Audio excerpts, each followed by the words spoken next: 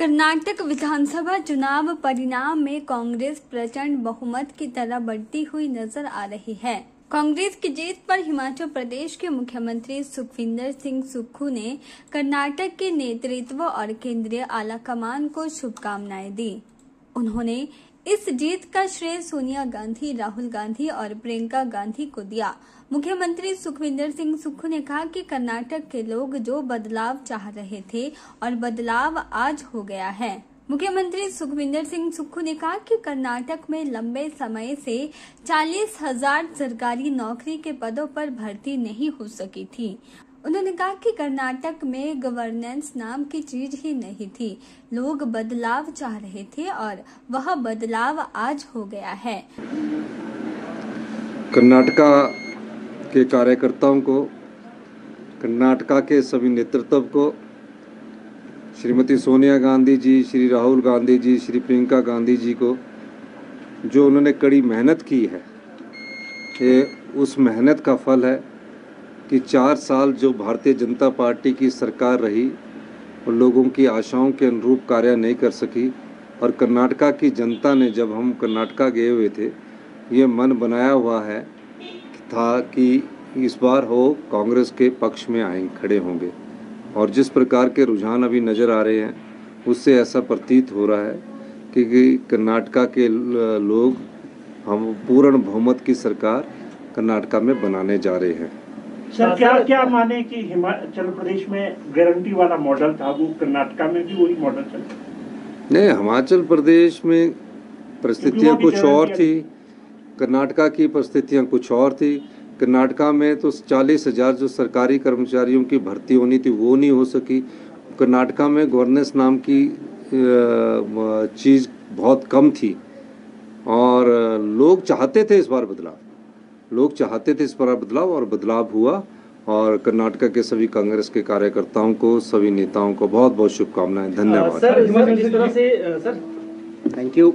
आपको बता दें कि हिमाचल प्रदेश के मुख्यमंत्री सुखविंदर सिंह सुक्खू ने भी बतौर स्टार प्रचारक कर्नाटक विधानसभा चुनाव में प्रचार किया था। के चैनल के लिए शिमला से पुष्पेंद्र कुमार की रिपोर्ट।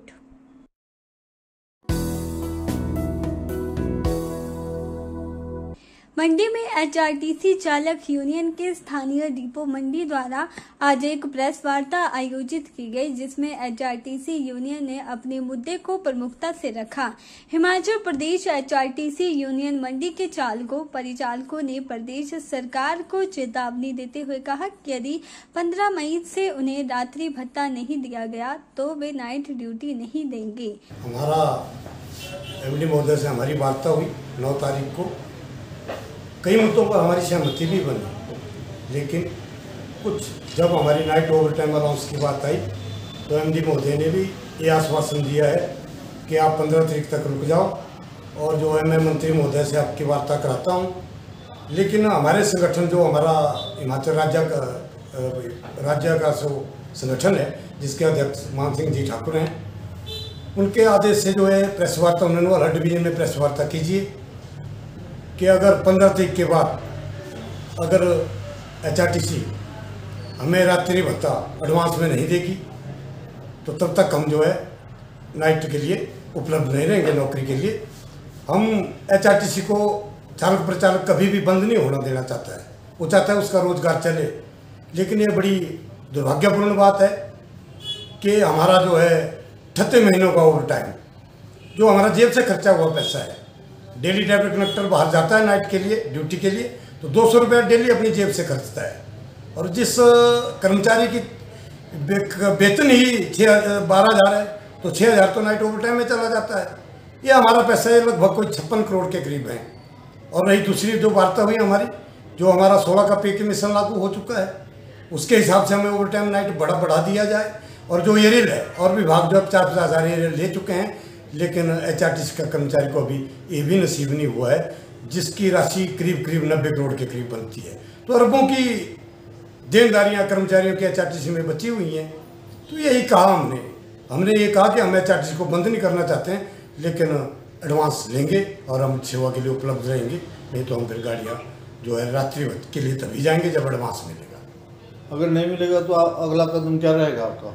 अगला कदम जो भी दिशा निर्देश हमारी हिमाचल प्रदेश की कार्यकारिणी चालक ने इनकी देगी, उसके आधार पर आगे हम चलेंगे ब्रांचों में भी। के चैनल के लिए मंडी से ब्यूरो रिपोर्ट।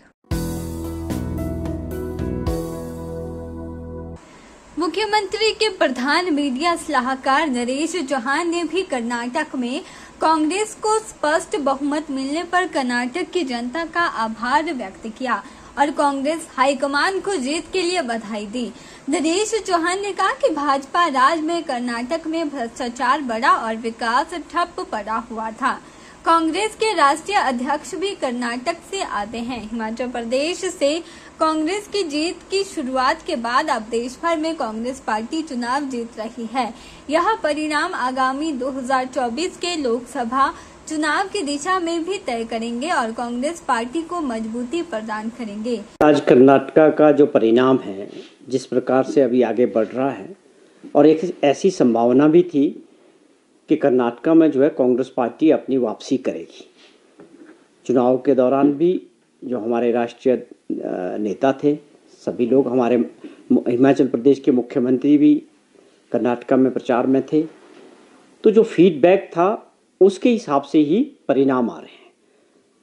4 साल तक भाजपा की सरकार रही और जिस प्रकार वहाँ एक आम था, भ्रष्टाचार की बात हो रही थी या विकास ना होना, तो बदलाव दिख रहा था। और कांग्रेस पार्टी को कर्नाटक के लोगों ने जिस प्रकार से दोबारा से मौका दिया है, इसके लिए हम वहाँ के प्रदेश के सभी वासियों को बधाई देते हैं। और जो कांग्रेस जन हैं कर्नाटक के जो लीडरशिप है, उन सभी को हम बधाई देते हैं कि एक बहुत खुशी का मौका है।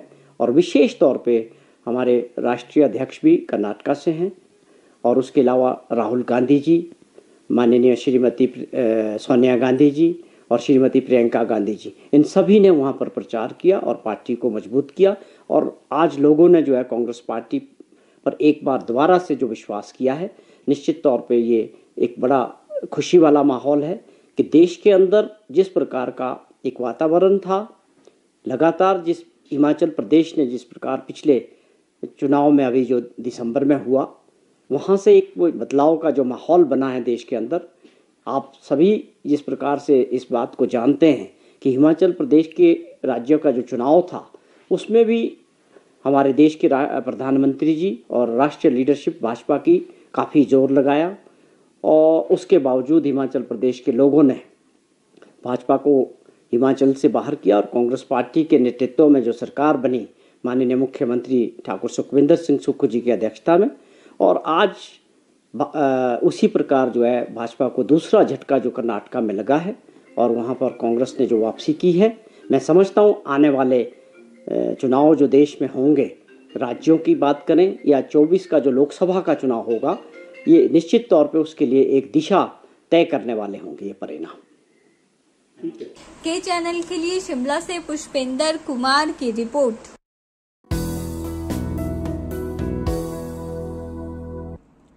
धर्म संघ भूतनाथ मंदिर द्वारा आज नीलकंठ मंदिर में विश्व शांति के लिए एक हवन यज्ञ का आयोजन किया गया, जिसमें धर्म संघ भूतनाथ मंदिर के सभी सदस्यों ने पूर्णाहुति डालकर हवन को सफल बनाया। इस हवन में सभी संस्थाओं ने भाग लिया। हिंदू धर्म में हवन महत्वपूर्ण भूमिका निभाते हैं। उन्होंने कहा कि यदि कोई भी अच्छा काम हो, घर की शुद्धि हो, तब भी हवन किया जाता है। साथ ही शांति या फिर किसी को कोई कष्ट हो, उसके लिए हवन होता है। लेकिन यह सभी हवन अलग अलग पद्धति से किए जाते हैं। धर्म संघ के प्रवक्ता हरीश वैद्य ने जानकारी देते हुए बताया कि धर्म सभा भूतनाथ मंदिर कई वर्षों से कार्य कर रही है और समय समय पर ऐसे हवन यज्ञ का आयोजन करती रहती है। वहीं आज नीलकंठ महादेव मंदिर में यह हवन विश्व शांति के लिए किया गया, जिसका सभी को लाभ मिलेगा और समस्त जन को सुख समृद्धि का आशीर्वाद प्राप्त होगा। धर्म संघ मंडी की ओर से विश्व कल्याणार्थ और विश्व शांति के लिए यज्ञ का आयोजन किया गया था। नीलकंठ महादेव मंदिर जो मंडी शहर में महामृत्युंजय मंदिर के सामने अवस्थित है, बहुत प्राचीन मंदिर है और मंडी में जितने भी भगवान शिव के मंदिर हैं, सबसे बड़ा शिवलिंग इस मंदिर का है और बहुत प्राचीन मंदिर है। ये धर्म संघ मंडी की वर्तमान कार्यकारिणी का जब से गठन हुआ है तब से धर्म संघ अलग अलग स्थानों में, अलग अलग मंदिरों में विश्व कल्याणार्थ हवन का आयोजन करता आ रहा है। उसी कड़ी में सबसे पहले जो हवन किया गया था वो गणपति मंदिर में किया गया था। तदोपरांत दूसरा जो हवन हुआ हनुमान घाट में किया गया, हनुमान जयंती के अवसर पर। और धर्म संघ के ही तत्वावधान में इस बार नववर्ष भी जो हमारा हिंदू कैलेंडर का है वो भी शेरी मंच पे बहुत धूमधाम से मनाया गया। तो इन कार्यक्रम धार्मिक उत्सवों को मनाने के लिए और लोगों में धर्म के प्रति जागरण बनाए रखने के लिए और बच्चों में जो नई पीढ़ी है उसमें संस्कार डालने के लिए अब ये धर्म संघ ने बीड़ा उठाया है, जिसके अंतर्गत मंडी में जितने भी मंदिर हैं सभी में हवन का आयोजन किया जाता है और सभी लोगों से, जो भी वहाँ के निवासी हैं, उनसे प्रार्थना की जाती है कि इस यज्ञ में बढ़ चढ़कर हिस्सा लें और लोगों को अपने संस्कृति के बारे में, अपने सनातन धर्म के बारे में पता चले कि हमारे सनातन धर्म, हमारे जो भी प्राचीन पद्धति रही है वो वैज्ञानिक है और उसके प्रति सब में आस्था बनी रहे, श्रद्धा बनी रहे। इसी भाव को लेकर और इसी उद्देश्य को लेकर सिर्फ और सिर्फ विश्व शांति और कल्याणार्थ हेतु एक किस्म से आप बोल सकते निस्वार्थ भाव से धर्म संघ यह कार्य कर रहा है अपने समाज की सेवा के हेतु। उसी कड़ी में आज का ये आयोजन बहुत सफल रहा, बहुत लोगों ने बढ़ चढ़ कर भाग लिया और अगली अब जब भी हमारा इस कड़ी का आयोजन होगा वो भी हम फिर आपसे उसके बारे में भी आपसे चर्चा करेंगे। के चैनल के लिए मंडी से ब्यूरो रिपोर्ट। हिमाचल प्रदेश उच्च न्यायालय के कार्यवाहक मुख्य न्यायाधीश न्यायमूर्ति तरलोक सिंह चौहान मंडी ने जिला मुख्यालय मंडी में राष्ट्रीय विधिक सेवा प्राधिकरण के तहत कानूनी सहायता परामर्श कार्यालय का विधिवत शुभारंभ किया और पद्धर में सिविल जज कोर्ट का शुभारंभ भी किया। इसी के साथ कार्यवाहक मुख्य न्यायाधीश ने मंडी और पद्धर में आयोजित लोक अदालतों की प्रोसीडिंग का निरीक्षण भी किया।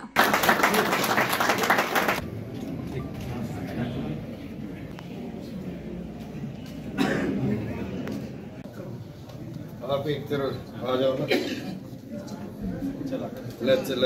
मंडी के डीआरडीए सभागार और पद्धर मिनी सचिवालय में आयोजित कार्यक्रम में कार्यवाहक मुख्य न्यायाधीश न्यायमूर्ति तरलोक सिंह चौहान ने कहा कि राष्ट्रीय विधिक सेवा प्राधिकरण के तहत पात्र लोगों को legal and defence council system के तहत निःशुल्क कानूनी सहायता उपलब्ध करवाने का प्रावधान किया गया है ताकि सबके लिए न्याय का अध्यय पूरा हो सके।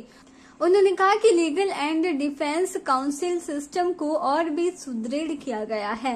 न्यायमूर्ति तरलोक सिंह चौहान ने कहा कि न्यायालयों में लंबित मामलों को निपटाने के लिए लोक अदालतों का आयोजन किया जा रहा है। इन लोक अदालतों के माध्यम से प्रदेश भर के 75,000 के करीब मामले सुनेंगे। वहीं पद्धर में सिविल जज कोर्ट खुलने से पद्धर उपमंडल के ग्रामीण क्षेत्रों के लोगों के साथ साथ चौहार घाटी के दूरदराज क्षेत्र के लोगों को भी बेहतर सुविधा मिलेगी। Ladies and gentlemen, you have to be blessed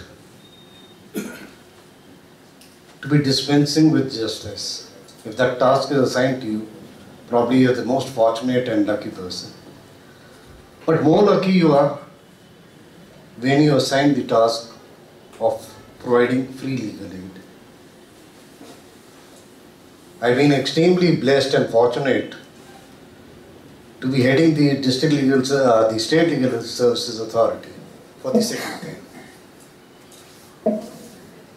Why I say I am privileged is everyone knows the impact of COVID-19. I am thankful to all my judicial officers who cooperated with me at that point of time when you came up with a very novel idea of making them as the conduit between the citizens and the administration by providing their own personal numbers as helpline numbers for those migrant laborers, for those poor, for those people who wanted to leave the state but were not being provided the facility, those who didn't have any food to eat, no shelter. And kudos to all the judicial officers who at that time rose to the occasion. We came up with many innovative ideas, and I say it with a sense of pride that was acknowledged even by the Honorable Supreme Court and then replicated in most of the states of India. So that is the magic what legal aid can do. It is not confined to books. And today I think is a momentous occasion when we are having a Lok Adalat, where we've identified about 70,000 cases. And I'll urge and beseech each one of you who are stakeholders, especially the lawyers, to make the maximum use of today and ensure that we are in a position to bring about maximum amicable settlements. Seriously. These figures can't be fictitious. I have been absolutely opposed to the idea that those cases which can be conveniently disposed of in the court should be earmarked for the Lok Adalat just to exaggerate a figure that we compromise so many cases. Himachal Pradesh उच्च न्यायालय के न्यायाधीश न्यायमूर्ति अजय मोहन गोयल ने भी अपने विचार प्रस्तुत किए। इससे पहले जिला एवं सत्र न्यायाधीश राकेश कैंथला ने मुख्य अतिथि का स्वागत किया। पत्थर में बार एसोसिएशन की ओर से बार एसोसिएशन के अध्यक्ष BR मुगलाना और विभिन्न पदाधिकारियों ने कार्यवाहक मुख्य न्यायाधीश और अन्य न्यायाधीशों को सम्मानित भी किया। के चैनल के लिए मंडी से ब्यूरो रिपोर्ट।